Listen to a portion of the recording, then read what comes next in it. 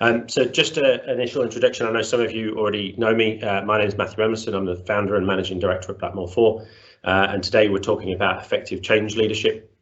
There will be time at the end. I'm intending to probably maybe talk at you for half an hour. Feel free to interject. If you've got different views or questions on specific subjects, then by all means speak up. I'm trying to monitor the chat as well, so if you'd rather just pop a question into the chat function, that's perfectly acceptable. I'll try and pick that up at the right time. But as I say, I'm going to allow probably about half an hour at the end anyway. If we do want to get into more of a discussion, I always prefer that. I prefer to have a conversation rather than just me present my thoughts and ideas at you. But appreciate everybody kind of attends and wants to interact in these sessions in slightly different ways, so I'm open to that.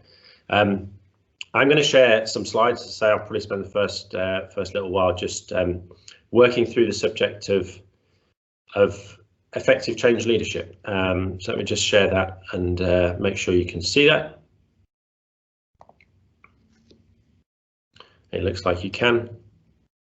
And just for those, as I say, I appreciate some of you already know me and know what we do, but just for those who perhaps are new to Blackmore 4 or don't know much about us, we're in the business of designing and delivering solutions that meet leadership, management and organizational challenges, helping our clients make effective use of the people that they employ and possibly in a sort of wider network. A lot of our focus is working on businesses that are going through some form of complexity, some form of change, and our experience is typically in that space. So not necessarily day-to-day running of your business, but where there's challenges, as I say, around leading and organising people, particularly in times of change, and appreciate that probably applies to everybody over the last 12 to 18 months. But that's kind of our background and that's our focus. So today's session, as I say, we're intending to focus on this topic of change leadership and effective change leadership. Really, in some ways, to give you space by you making the time to come here, a bit of space to reflect and maybe provoke some different thoughts on how you're currently tackling the topic of leading change. Hopefully, to provoke some ideas about maybe how you can improve how you approach that. And as I said, if there's some discussion we can generate that helps you share ideas amongst each other or challenge my perspectives on this topic, then I'm always happy for that. So I'll give a quick view, as I say, in our perspective, what the landscape is at the moment, some of the key obstacles we've seen, both from experience and also what we're picking up from other research. And then we jointly wrote an article recently with Aspire to be Lean. We have a sort of ongoing writing partnership, if you like, and a collaboration with Aspire to be Lean, and they very much focus more on sort of productivity and efficiency, but we have this sort of shared space around change leadership that that we kind of research together and enjoy looking at together. So if you haven't yet read that, that might be a follow-up action for you to do after this, or as if you have already, you might already know some of the kind of key points in here. One thing I would say about effective change leadership, what we're not intending to do today, although I appreciate there's a natural follow-on, is more than the management of complex change as it looks and feels like a program or project management. I think in other sessions I've talked about the difference between change management and project management. Really today I'm focusing on the topic of change leadership. And so when we cover the sort of ingredients of what stands out from our perspective of what effective change leadership needs to include, it isn't getting to some of the more, I would say, practical, structured discipline of project management. Although inevitably when we get involved in change management, then that's a key part of structuring complex change. But as I say, this is really more about the leadership. And at this stage, if you think that you're intending to come to a different session, then either bear with me and we can pick up at the end if there's some other thoughts, or we can do a different session on another topic if you are hoping for that. The change landscape as it stands. When I, as I often do, go back to sort of reading and looking at what greater minds than I are looking at with regards to change leadership, change management, I keep coming across this headline, which is change fails, like strategic change programs just fail to meet their intended outcomes. And I think in almost every article I've read in the last couple of years, that's probably, in fact, we've included it as well, included somewhere near the front. And that's that's kind of a key factor in this landscape, and why we focus on trying to improve the approach to change, so that we can hopefully reduce that statistic and make sure that it's not, I think it's 70+% of change, strategic change programs failing to meet their outcomes. Our focus really is on trying to make sure that whatever you're trying to change, it happens, and that there is the required impact of that change. But the reality is we're hitting up against a wall, if you like. I'll talk about some of the reasons I think that is the case, but it feels like a sort of albatross around the neck when you're engaging in change programs, that you're almost expected to fail. And I think the other challenges that we have evolving, and perhaps the evolution has accelerated over the last 12 months, is that leading change is getting more complex and unrelenting. Not all change is by design. Obviously, we've seen change has to happen sometimes as a reactive exercise, but change comes in all sorts of different forms, and it's not getting any easier. So I think the pace at which change is required, whether it's self-initiated or feels like it's done to you, is increasing. And there are so many different types of change that are happening all in one go. And one of the things that we often reflect on when we're trying to design change programs is what's the nature of change? Because at the moment, any one individual in your business or any one of us might feel like that we're going through 10, 20, 50 exercises of changing different things. But in reality, they all come with slightly different flavors and slightly different, the nature of change is slightly different, whether it's strategic change, operational change, whether it's taking a more evolutionary path, or whether we're talking about some grander revolutionary sort of shorter burst of change, but also just sizing up and scaling, scoping the change, I think is important. And at the moment, as I say, it feels like certainly people we talk to, everybody's wrestling with all sorts of different change, and our reactions to that may be different, but it's hard to sort of walk through that and get clarity on why some change is working and others aren't, or how we should in fact be leading our teams through that. I think then the resistance to change, I often get into conversation about this topic. I always hear the quote, people fear change, people are scared of change. I don't believe that. I again welcome your thoughts as to whether I'm misreading that, or my perceptions are inaccurate. But I would say the resistance to change is becoming more opaque. It's becoming less easy to kind of identify and then address. Whereas, I don't know, maybe even only a few years ago, but certainly in the earlier stages of my career, resistance to change was a bit more overt. If people weren't happy with change, they might say it. If they didn't say it, I think you could certainly pick up some tangible factors of sort of actions and behaviours that made you at least realise that people were resisting change. I think partly the way that we work these days, but I think also the fact that people are very educated around change, and the fact that it's sort of almost ongoing within business, has almost suppressed that resistance. So I don't think it's a fear of change itself. I think human beings are perfectly capable of change. I think perfectly accepting of change. But I think the fear, if we get onto sort of psychological terms, the fear of things being done that we have no control over, or the fear that we're potentially, if we go slightly deeper, gonna lose something, or something's going to happen that's going to have an adverse effect on us, is not often. Doesn't often materialize because of the change itself, but actually in the way that people understand change. So I think the challenge of leading effective change is made more complicated by change itself being more complex, but also this apparent resistance to change not being as identifiable, and not being something that we can directly necessarily tackle head on as perhaps we thought we used to, and maybe we were kidding ourselves. Maybe it was never that clear in terms of how resistance manifested. And I think all of that really leads to what I would call a change fog. I sometimes feel it myself. I'm pretty sure all of you have spent the past 12 months trying to clear the fog, not just for yourselves, but for others.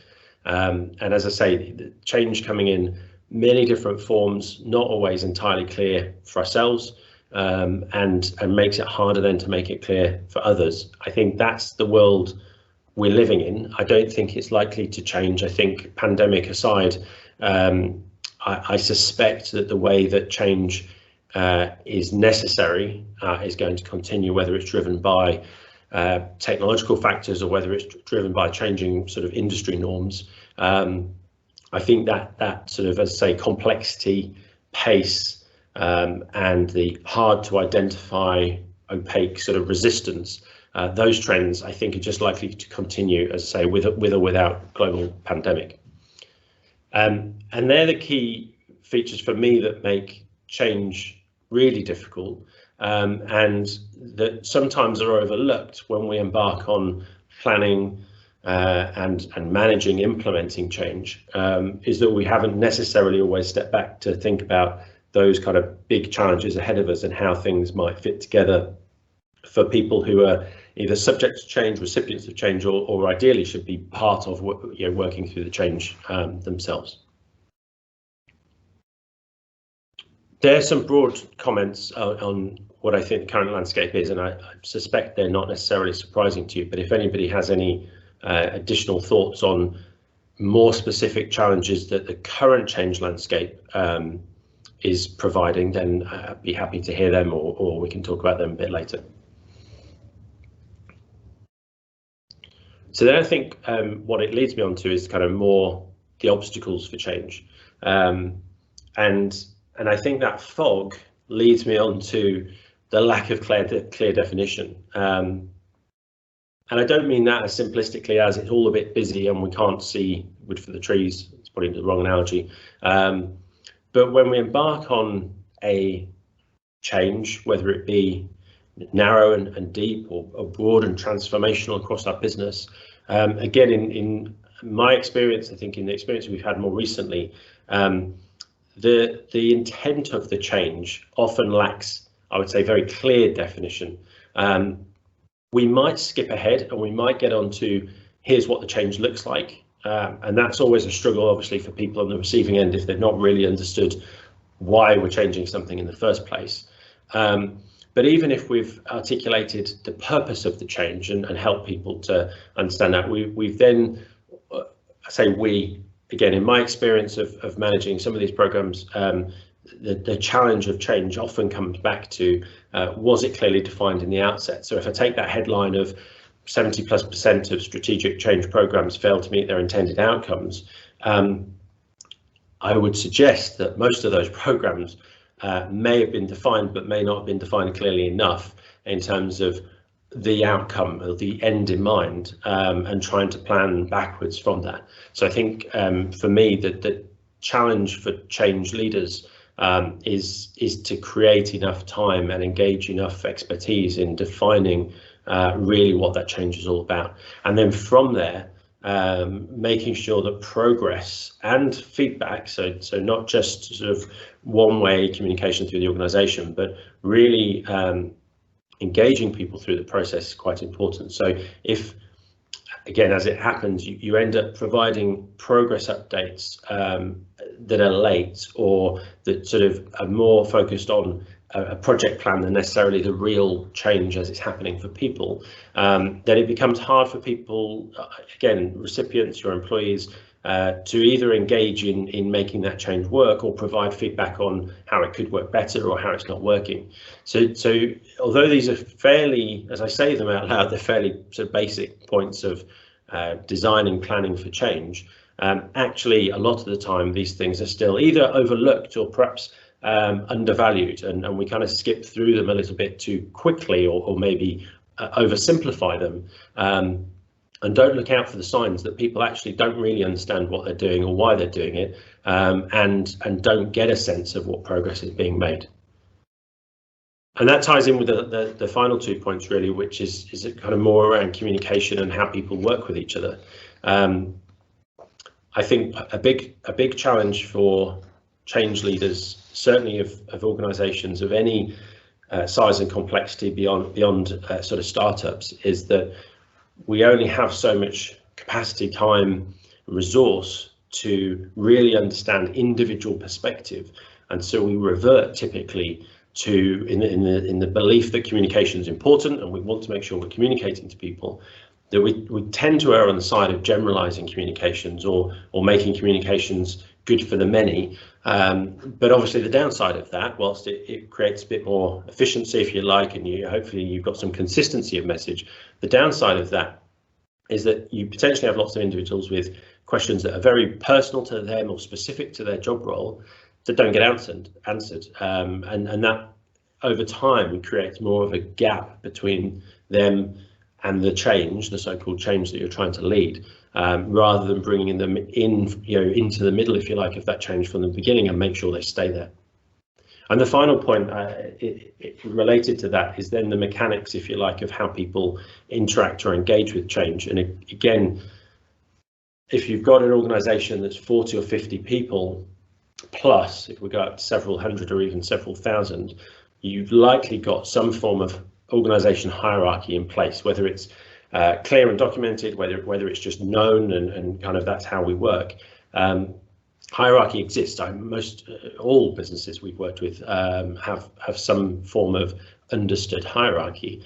I think the challenge, I've written about this separately around organisation design, but I think the challenge of change is that we tend to default to using our normal business hierarchy as a means for channeling communication and engaging people. And it's not necessarily designed for that. I think we have to really look back at what our organisation structure looks like and why it's there. And I'm sure it's fit for the purposes it was designed for, but it wasn't necessarily designed to cater for every form of change in communication that you need to make along the way. So I think another observation we've made is that a lot of change programs are maybe designed by a sort of leadership team, management team, possibly a central team of experts, but then channeled through this kind of traditional hierarchy or the sort of normal business hierarchy, with maybe an assumption or expectation that the messages stay clear throughout, and the people that are responsible for sort of engaging others are doing enough to make sure that those others have understood. And I think that brings with it some rigidity, possibly some bureaucracy about sort of going through the chain of command, that stifles the effectiveness of leading change. So if you've got a small group of people who've really fully understood the rationale for change, the purpose, then getting to people who are either impacted or you hope to be involved in the change is vital, and putting your organisational hierarchy, if you like, in between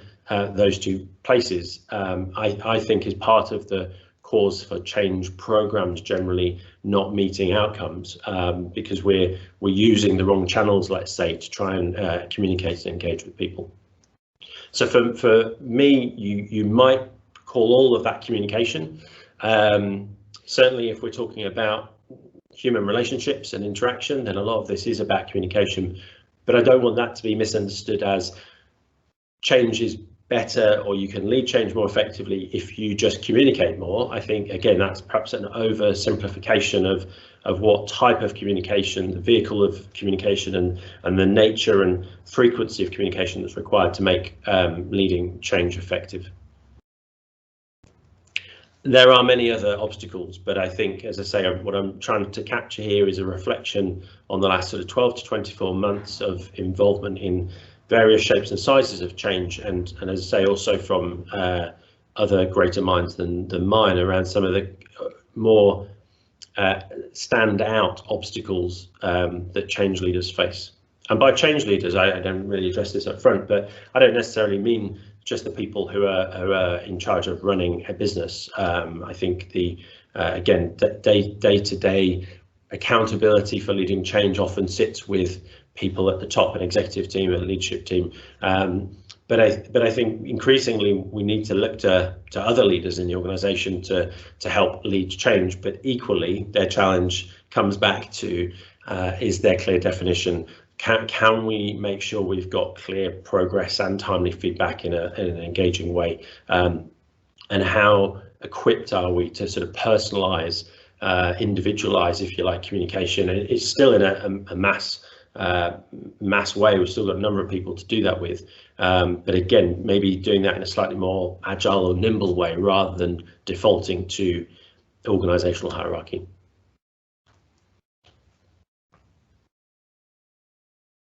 I'm going to keep glancing at the chat and see if anybody's got any other comments or questions.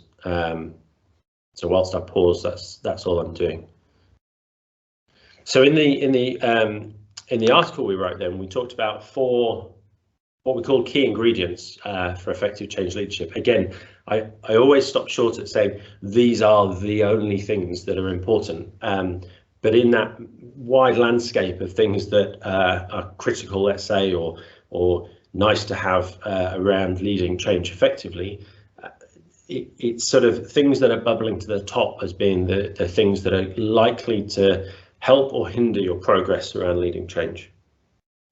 And we summarize this down to 4 words, which never is going to get you, never going to get you the full text. But inspire, involve, signpost, and persist, which I think from what I've just said, hopefully there's some flow through from that. So inspiring commitment, simplifying this back to purpose, and really trying to help people understand what's the vision, not the vision of the change vehicle, but what's on the other side of change. How do we make change real and provide a tangible vision of where you're heading? And again, I think there's a difference between explaining the journey and trying to project and articulate a very clear vision of what's on the other side. And I think that vision also needs to include the perspective of the business and the reality of people who are working in the business, rather than a sort of single person's view of that vision. So in a situation where you might have an individual member of a leadership team or maybe a program office responsible for a specific change, or maybe a multitude of change programs, they themselves or a group of people may well be clear on a vision of where it's heading or why the change is needed. But often what we find is that that's baked in a bit of a ivory tower, is not necessarily a nice phrase to use, but baked in a particular perspective. So I think trying to make sure that people have understood the need for change from their perspective, and that's not just about changing some words. I think that's really about inspiring commitment from a perspective of, I understand the need, I can clearly see where we're trying to get to, and therefore I want to commit to being involved in this change. And I keep referring to change as if it's some sort of specific thing. It might be a project, but as I said at the beginning, change comes in all forms, all shapes and sizes. So I'll keep simplifying it for the purposes of what I'm saying, but helping people really get to a point where they can commit, and they're committed by being inspired to want to commit, rather than being told this is what they've got to do. And beyond that, once you have the commitment, the involve aspect of this is genuine involvement. And I think that is a combination of making sure that communication is responding to their needs. So that may not be personalized at a very individual level, but it's certainly personalized enough to make sure that what you're communicating actually means something to the recipients and can be digested and enacted effectively as part of that, whether it be a change program or something that requires change. And I think informing, use the word educate, but providing updates for people to really know where they are on the journey. So I said at the beginning, I separate this a little bit from program management. I get into this program management mode sometimes as well, and sometimes fall foul of everything being in a sort of program site. So our milestones and our updates tend to be very much on the basis of our plan and the project or program that we're running, rather than informing people and updating people back to that sort of their own perspective. And it's important, if you're running a myriad of complex change projects, that there is some kind of plan and hopefully program management, but that's not necessarily the content that people need to be hearing. What people need to be hearing to continue their own involvement is probably quite different and quite specific to their own role. And the final element of this involve really comes back to feedback. And again, asking for feedback is useful. It's a good starting point. People have views. As I said earlier, resistance to change is becoming slightly harder to detect. So when you ask for feedback and you don't get a reply, you ask for feedback, you maybe get some positive response. Not always real, not always the facts. So involving people, from my perspective, is less about discrete touch points of here's your opportunity to let us know how we're getting on, and more about the what and the how. If inspiring commitment is going back to the why, actually involving people genuinely in a real sense in how do we get there. If we've got this vision and this is the direction where we're heading, actually let us involve ourselves, let us genuinely get involved in figuring out what needs to change, how we're going to do things differently, if that's the requirement of the change. I think within the feedback point, there's a sort of third step to that. So I think partly, making sure that you're asking participants of change for feedback is important. Hopefully that's sort of ground floor. Making sure that feedback isn't one time only, sort of discrete and on your own terms, but hopefully in a slightly more sort of social system setup. People are naturally inclined to give feedback when they see that it's important, but also then doing something with that feedback. And that doesn't mean all change has to be gradually changed itself. Your plans, your destination don't always have to change based on people's feedback. But as we all know through different channels, there's nothing more disheartening than being asked to giving feedback, and then you don't know if it was listened to, done anything with, or such like. So don't misunderstand this to be listen to people, take their feedback, and then literally do everything that everybody's asking you to do. But I think it hopefully goes without saying that if you're hearing things from people in your business, the likelihood is that's coming from either some good thinking or some relative relevant experience that you would want to consider that, and if not, fully use it to at least then be able to respond and explain why. And that, I feel like I'm now straying onto some basic sort of management 101, but in the way that we manage sort of complex change, again, observations and welcome some of the other people's thinking, we often sort of forget that piece, and we think about change as either one directional sort of set communications, or that thinking on what's going to be best in our change program is going to come from a small specialist group of people, when in fact we're expecting a much wider group, possibly not all experts, but certainly with something valuable to offer in the process. So inspire and involve. I nearly created some different word there that combined the two things, but I think inspiring commitment and involving people in a genuine sense, for me, kind of form those early stages of designing your change, planning your change, so that it's set up for success, and that you can continue that all the way through. And we'll come on to all the way through and where does it get you in a few minutes. Signpost in progress I just touched on. I would suggest is, again, in the sort of stakeholders' views, the journey that you're going on, rather than necessarily somebody who's in the middle, if you like, or the driving seat of change. So I would suggest, rather than this being about business milestones necessarily, or waiting, which again I've suffered from in the past, that we've sort of wanted to make sure that there's something meaningful to communicate. Typically project timelines slip, so we sort of wait a few more weeks, and we really want to get that message out that we've got to this stage. But inevitably you're delaying the updates, so that people are left wondering if progress is being made or not. And not making progress, for me, isn't a sign that the change is failing.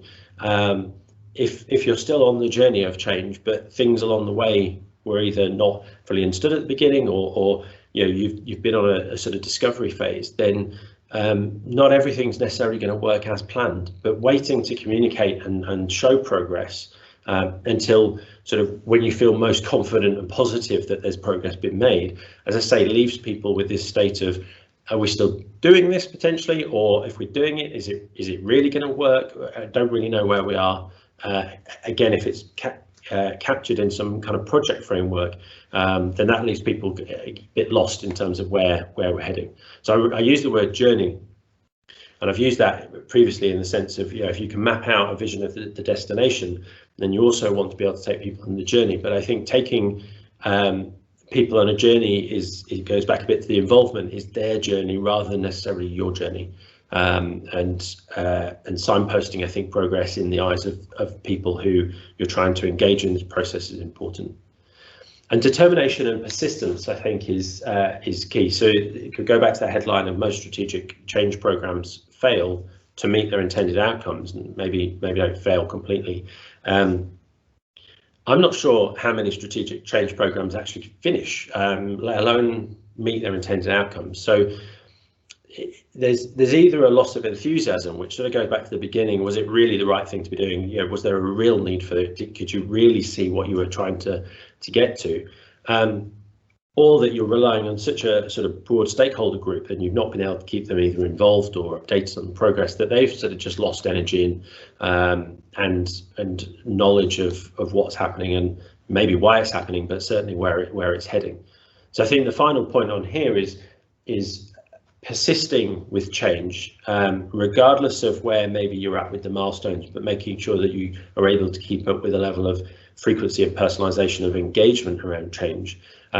But also actually being really honest and brave in some cases to stand up and say, actually, this isn't working. We thought, we're very clear on the vision of where we're heading. We thought we had a good approach to it getting there. We've reflected on that and it's not working. Maybe we painted the wrong picture, we didn't fully understand it, or maybe our approach is wrong. We might need to pause and reassess. We might need to cancel. Word of the year, if it's not already out of date, we may need to pivot to something different. For me, that's at the heart of leading change, as opposed to the mechanics of managing a change program or change project, is really having the determination to see it through if you're very clear on and can get agreement on an outcome, the other side of change. Equally, being able to reflect on perhaps we've taken the wrong route, or perhaps the destination isn't really where we wanted to be heading in the first place, and being prepared to act on that and tell people that and engage them again in the process of either stopping or changing direction.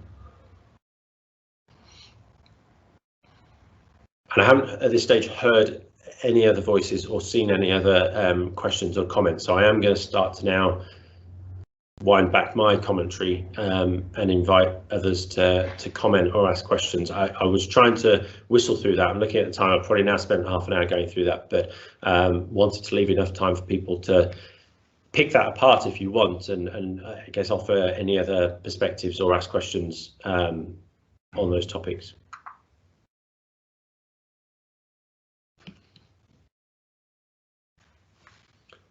Was that all too easy?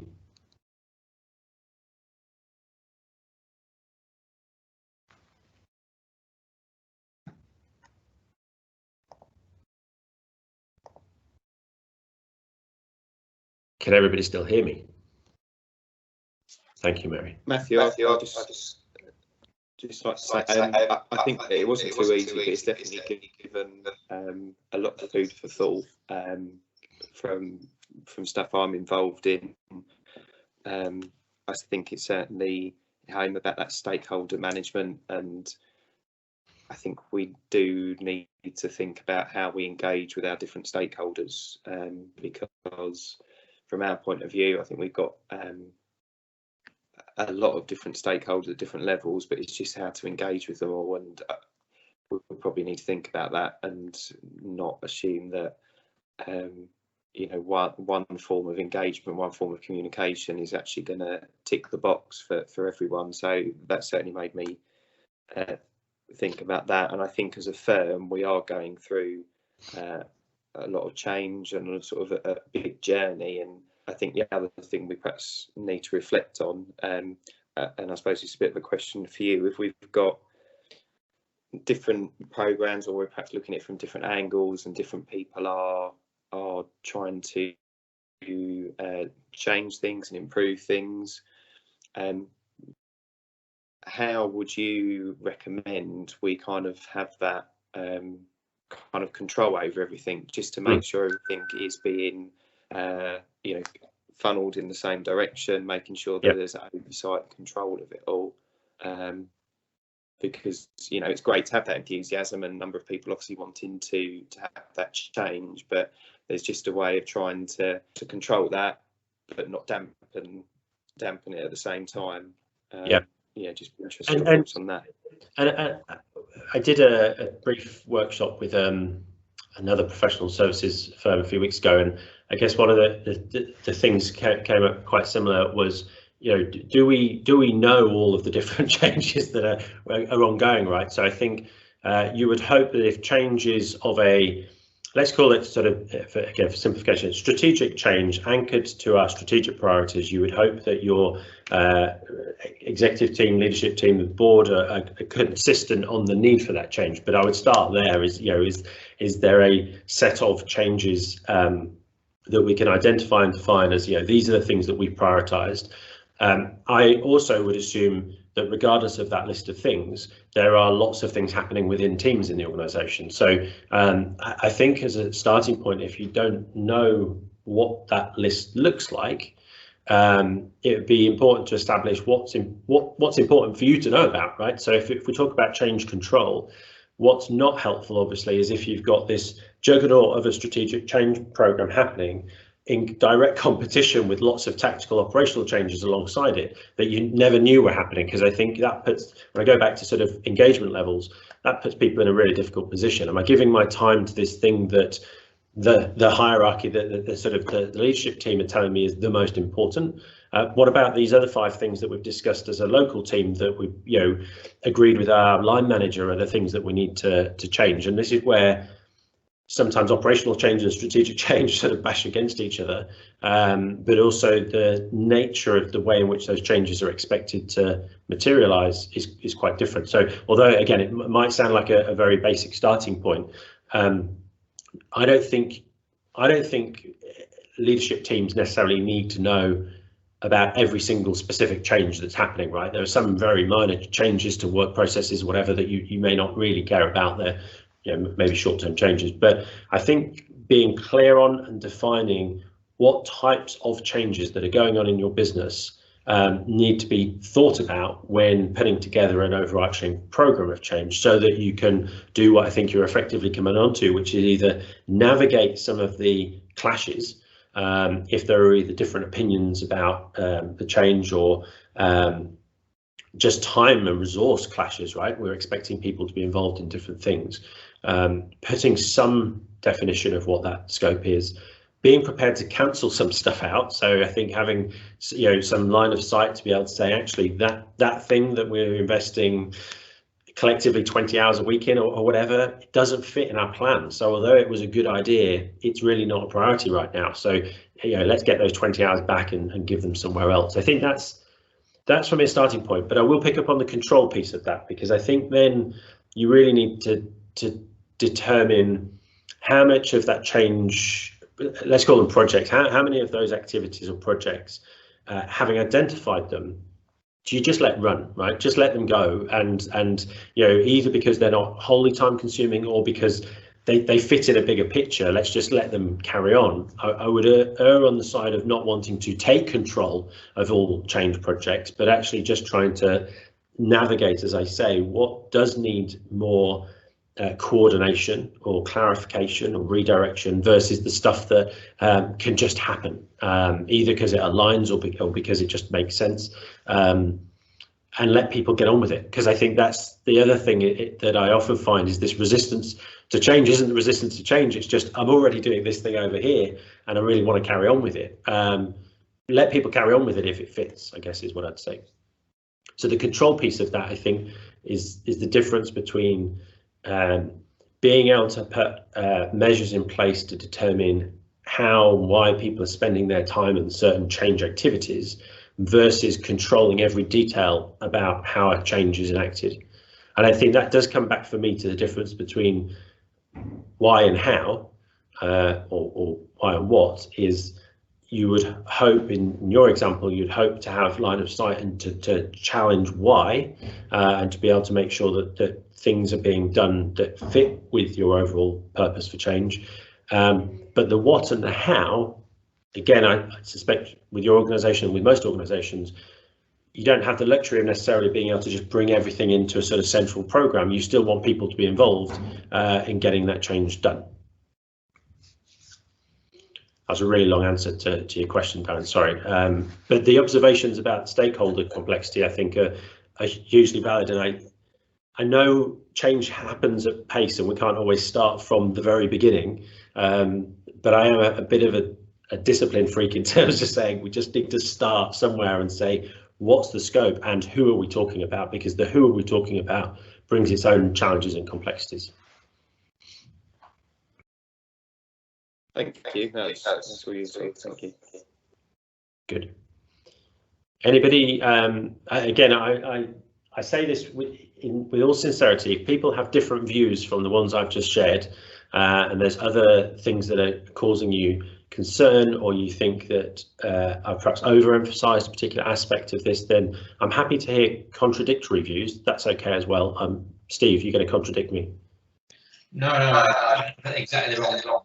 I'm not going to contradict you. It's just a clarification and be interested in getting your views. You talk about that first stage around inspiring commitment and sort of painting a picture, a tangible vision of where we want to be. I guess at many different levels. It could be organisationally, this sort of grand vision type sense, or even after implementing this change, things will be like this instead of how they are today, like that. You mentioned it's not a single person's view of this vision. Just can you elaborate a little bit about how widely you can share a vision or get commitment to that vision once you've agreed it? Yeah. So talk a bit more to that for me, please. So I think we sometimes get caught up. I keep using the phrase we. I'm going to lump you all together in my view of the world, and we sometimes get caught up with defining our vision on our own terms. So if it was we're going to change our system, our CRM system's currently A, and it's going to change to B. Why are we doing that? Why are we inflicting that on people? People are probably comfortable with what they're using, or maybe some people really don't like it, but they possibly don't know the new system. I think we sometimes stop short of, or we sometimes get to the point of we're implementing this new system because it has this better functionality, or it's going to enable us to do X, Y, and Z. I think sitting in the position of people who use the system, I'm using this as an example, I'll use a different one in a second, and understanding from their point of view what things are going to look like on the other side. If there is going to be any amount of resistance to a system change, it will be familiarity issues. It will be I'm used to what I'm doing, or is this going to make my job harder? Right, what I'm being asked to do is going to become more complex or more difficult. So if it's something akin to sort of process and system change, practicality changes, I think there's a value in spending a bit of time, and that's not necessarily the whole of the leadership team and the whole of the people who use the system, but I think there is value in spending a bit of time and clearly documenting the experience of the users, let's say, of that system, and trying to paint a picture of how that's going to be a benefit to them, but also then obviously connecting that with the business picture. I think when we talk about organizational changes are often my passion and the worst nightmare when it comes to changes, because it typically disrupts and interrupts personal relationships, and so when you say actually we're going to change our organization, instead of being product centered, we're going to be client centered, or instead of being market led, we're going to somehow internally configure differently, we're going to create a matrix organization that serves every purpose of our business. Again, we often step into, we know why there's maybe some efficiency there, or there's some client satisfaction or experience improvements we need to make, or product development. There's some sort of fundamental hinge to that says we know why we need to do it. That why probably is less important to the people in your organization. It clearly has some importance. Your business success rests on it. So you need to be able to articulate why, from a business performance point of view, would you embark on restructuring or changing how the organization operates in some way. I think the step I'm talking about is really then trying to understand, either by natural understanding or by speaking to people, about what it is they value from what you're currently doing. And if you're painting, if you've already got an idea of where you're heading, if you're painting that picture, really how it's going to impact at an individual level. Because in that sense, if we were to take the whole of the organisation and say, right, we're going to tip it on its head and we're going to sort of change the way that we do things, everybody's going to have a different experience of that. Some people will really hate the way that they feel they sit in the organisation and all the ways in which they're expected to contribute because of the way the organisation works, and will relish the chance of changing it, but will disagree with your vision of what the good looks like. Some people will feel very comfortable with the ways in which you operate today, and by default will resist that changing because they really like what it is today. So I think for me, it's the sort of step down of not just resting on this sort of one narrative of saying, here's our vision and here's why we're doing it, but trying to add some granularity to that would inspire commitment. And look, that's not naive to say that every individual in every business can be inspired to commit to all change. But I think that's what is often missing, I would say, in that initial step.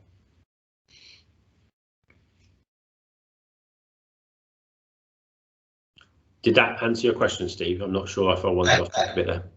Thanks, Matthew. Yeah, I think it does. And it kind of links into this, they're kind of all interconnected, aren't they, around that kind of stakeholder engagement and making sure you've got all perspectives when you're embarking on a form of change at whatever level. And the CRM system example you used, that really helps bring it to life, because it's very specific about selling the benefits of that change in terms that are of value to those users.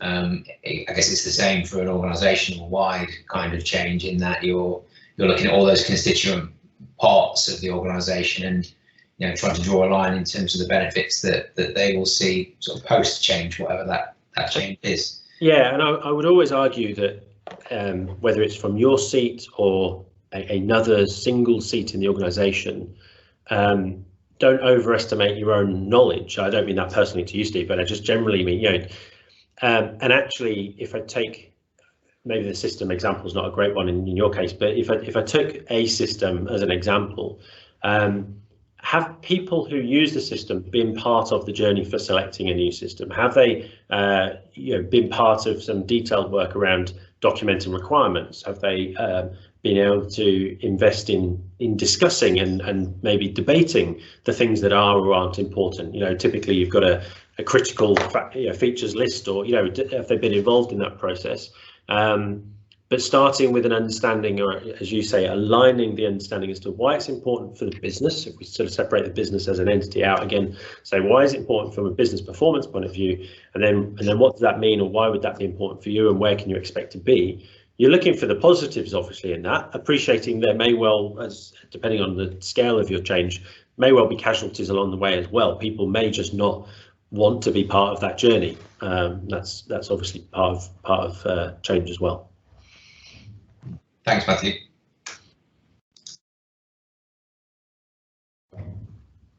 Any other questions or comments?